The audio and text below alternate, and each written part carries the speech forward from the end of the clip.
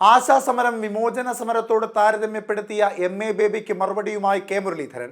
പാവപ്പെട്ട സ്ത്രീകളെ രാജ്യവിരുദ്ധരായി ചിത്രീകരിക്കുവാനുള്ള ശ്രമമെന്നും CPM സമരപാരമ്പര്യം മറന്നുവെന്നും കെ മുരളീധരൻ ആശാവർക്കർമാരുടെ സമരപ്പന്തൽ സന്ദർശിച്ച ശേഷം മാധ്യമങ്ങളോട് പറഞ്ഞു. അതേസമയം INTUC സർക്കാർ വിലാസം സംഘടനയാക്കാൻ അനുവദിക്കില്ലെന്നും കോൺഗ്രസ് തീരുമാനമെടുത്താൽ അതിനു മേലെ പറയുവാനുള്ള അധികാരം ഒരു പോഷക സംഘടനയ്ക്കും ഇല്ലെന്നും അദ്ദേഹം കൂട്ടിച്ചേർത്തു.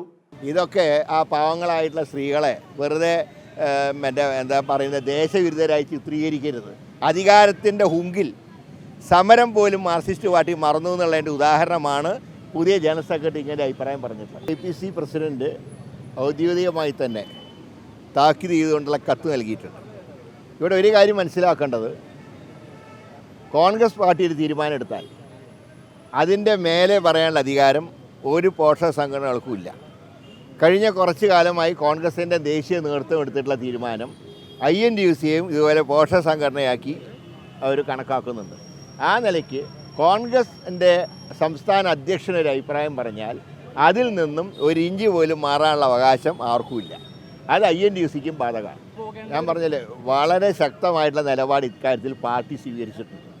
KPC പ്രസിഡൻറ്റും പ്രതിപക്ഷ നേതാവും വർക്കിംഗ് കമ്മിറ്റി അംഗമായിട്ടുള്ള രമേശ് ചെന്നിത്തലയും ഞങ്ങളൊക്കെ നിരവധി തവണ ഈ പന്തലിൽ വന്ന് പിന്തുണ പ്രഖ്യാപിച്ചത് പാർട്ടിയുടെ സംസ്ഥാന നയത്തിൻ്റെ ഭാഗമായിട്ടാണ്.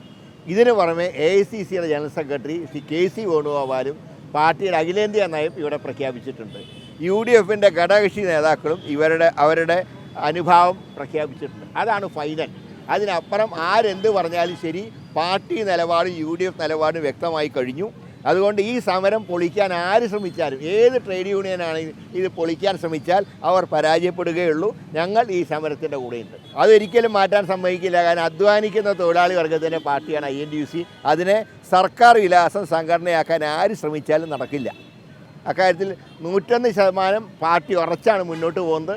അതിൻ്റെ ഭാഗമായിട്ടാണ് KPC അധ്യക്ഷൻ ഇന്ന് നോട്ടീസ് കൊടുത്തിട്ടുള്ളത്.